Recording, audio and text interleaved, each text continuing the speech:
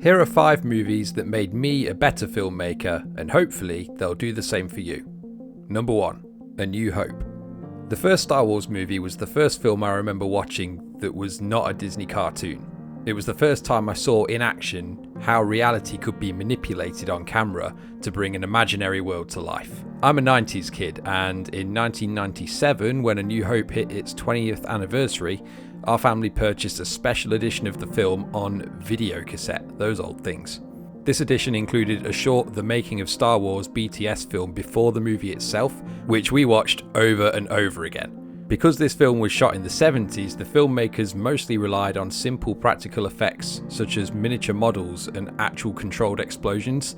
There was very little use of CGI because it wasn't an option. I think this is a great example of how having limited resources can actually supercharge your creativity because it forces you to think outside of the box. For example, there's several scenes early in the film where Luke is travelling across the desert in his land speeder, which is basically a floating car if for some strange reason you haven't seen Star Wars. The floating effect was mainly achieved through the use of mirrors underneath the model to hide the fact that it actually does have wheels. Watching A New Hope as a young child and seeing how it was made really captured my imagination and helped me to see just how much could be achieved with a little ingenuity. Number 2. Vertigo. Vertigo is a classic mystery film from 1958 directed by Alfred Hitchcock, and it's widely regarded as a great piece of filmmaking for its time, and it's probably most famous in the filmmaking community for being the first film to implement the dolly zoom technique, which was created on the set by cameraman Erman Roberts. I first saw this film whilst going through a phase of watching old movies during the lockdowns of 2020, and although I thoroughly enjoyed the experience, I couldn't help but think that if this film had been made today, it would likely have been a complete disaster. And I realise that I'm putting myself in the firing line by saying this, but I honestly think that if you were to look at Vertigo as if it had been released today, you would conclude that it is objectively a bad movie in a lot of ways. There are plot holes, unclosed loops with the narrative, numerous moments where the characters' decisions and reactions to the things that are going on are completely unbelievable.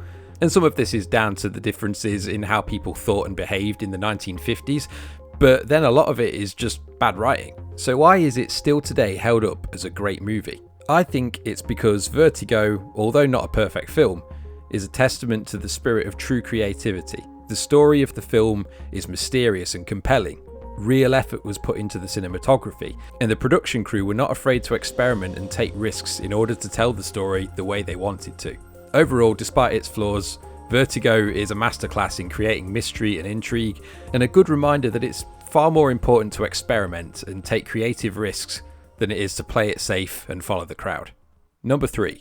Signs. Signs is an M. Night Shyamalan film about a quiet alien invasion that begins with the sudden appearance of crop circles in a farmer's field. As the movie progresses, the presence of the aliens is gradually felt more and more, and the tension hits a climax with the central characters of the film trying desperately to survive the night as the aliens begin their attack. What I admire about this movie is that it doesn't adopt the stereotypical approach that you would expect for a film of this theme.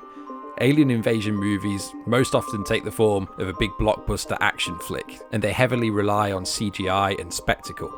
Signs, on the other hand, is a slow-paced and suspenseful drama, but rather than building tension using music, it instead relies massively on long periods of silence and subtle sound effects to build the suspense. The aliens are also deliberately obscured from the audience's view for most of the film, which makes our imagination work overtime and arguably makes the aliens themselves far more intimidating than they would have been if we'd been able to see them clearly the whole time. From a filmmaking point of view, I think this film is a really good example of how to use sound effectively rather than just relying on music and visuals alone to create a mood. Number 4. 12 Angry Men. 12 Angry Men is the perfect film for anyone who feels like they don't have much to work with when making videos. It's almost completely shot in one room and centres around a jury trying to decide whether they should find a young boy guilty of murder. Every time I've watched 12 Angry Men, it's always amazed me how much the filmmakers were able to get out of using just the one location for filming. They make use of multiple angles, different focal lengths and POV shots, but most importantly, they rely on a strong narrative and interesting characters to keep things interesting throughout the film. If you ever feel like your creativity is severely limited and you don't have much resources at your disposal, then maybe 12 Angry Men is just the kind of inspiration you need to see how much you can do with very little means if you play your cards right. Number 5, The Batman.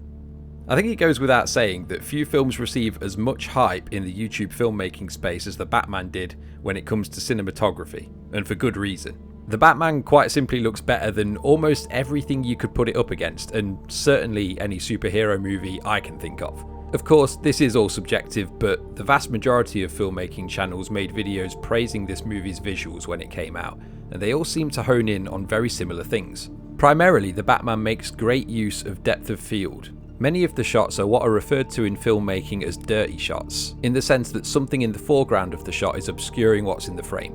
This technique is nothing new, but the Batman does this so masterfully that, combined with the incredible lighting and colouring, it takes what would have been a decent superhero movie and elevates it to the level of a cinematic masterpiece. If you think that your equipment isn't good enough to create something that looks truly cinematic, studying the Batman will help you to see how using lighting to your advantage and creating depth in your shots can make something ordinary look like it was shot on a big budget cinema camera. Of course, the Batman was shot on cinema cameras, but you get what I'm saying.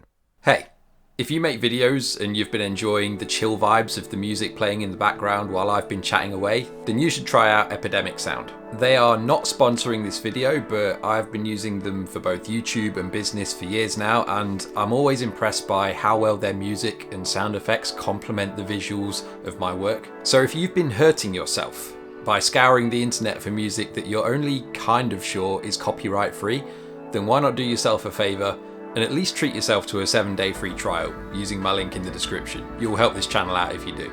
And when you inevitably find yourself thinking, wow, why didn't I do this sooner? My life is so much easier now. Well, you're welcome. Thanks for watching, and I will see you in the next video.